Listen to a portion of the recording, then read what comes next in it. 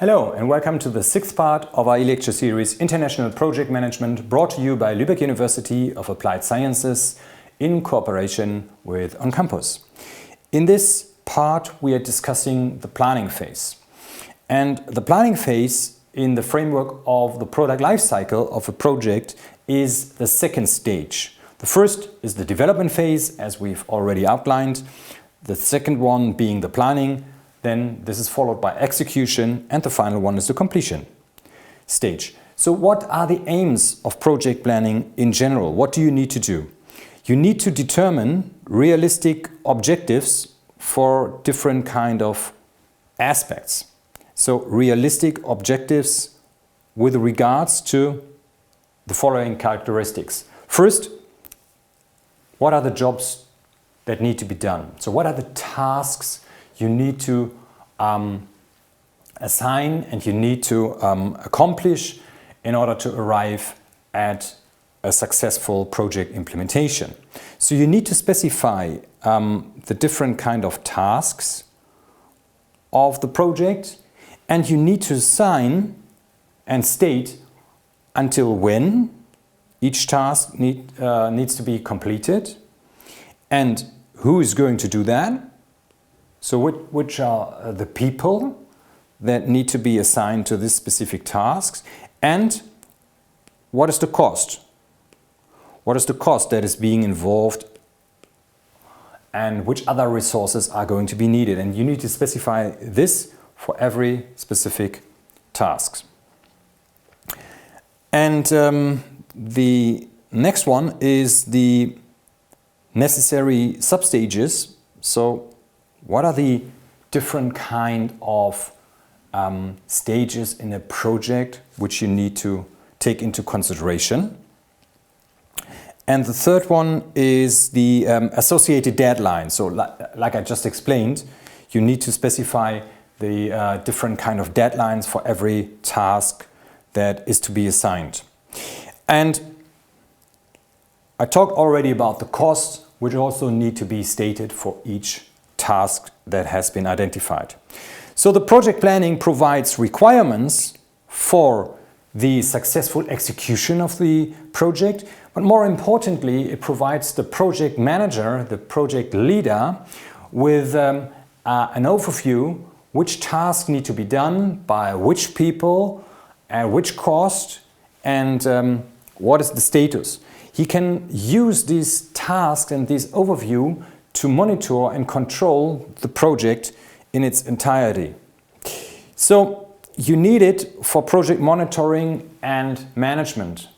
And of course, you also can use it to compare the performance and to assess it. Okay, here is a checklist what you need to do or what you need to take into consideration when in this phase. First, you need to specify what can be achieved in terms of milestones. And a milestone is defined as a point of reference in a project. A project has typically a lot of milestones, not hundreds, but 10 to 20, depends of course on the scope of the project. And a milestone is a specific point of reference which need to be achieved, where you need to arrive in order to execute and implement the project successfully. So if you take, for example, the construction of a house, you need to buy the land first and you need to sign a contract. So the signing of the contract is a milestone.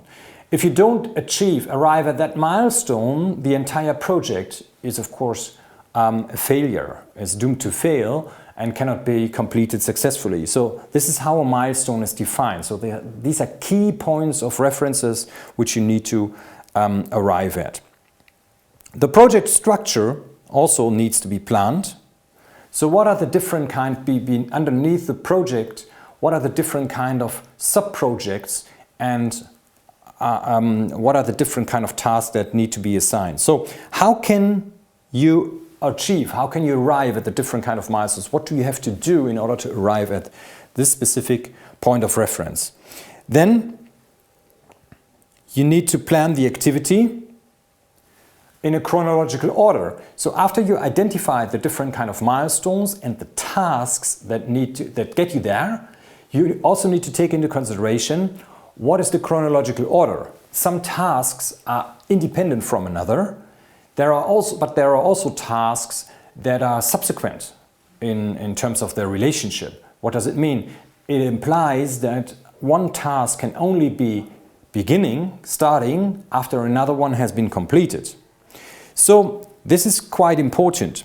Then you need to estimate, like we said before, the cost. So what is the expenditure that is involved? And very important, you have to do a sophisticated risk management. We come to this later on, but let me quickly draft how it works. Let me plot it simply. So if you do a sophisticated risk management, you have a matrix, and here on this one you state the probability of a certain kind of risk. So the likelihood, probability or likelihood of a certain kind of risk, whether it's high that this specific risk is going to occur or whether it's low. And here you state the potential damage of a risk, whether it's high or whether it's low. And you arrive at four different squares here. So let me get back to the whiteboard. You arrive at four different squares.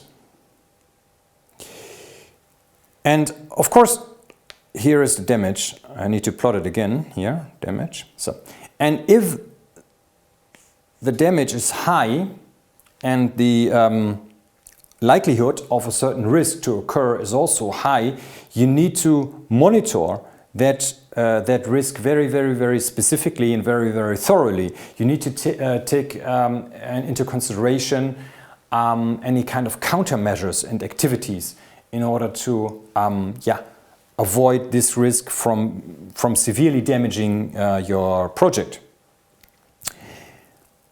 Okay, let's go further here. This is the risk matrix. We talked about that. So let us look at the next point. Resource planning, cost planning, schedule planning, we've come to this, or we already talked about that. So for every task you need to state who's going to do it, at which kind of cost, and so with which kind of budget, and until when. So these are the basic requirements. And at the end of the planning stage, or a key element of the planning stage, is a tool which we call the project assignment. So this is really the order or the assignment which is given by the project sponsor. We talked about the project sponsor before as a key stakeholder. He's the initiator or she of a project. And in the project assignment, you have some stuff to be filled out. So you have to state what is the project name. So here you need to talk about what is the project name. That's here at the top.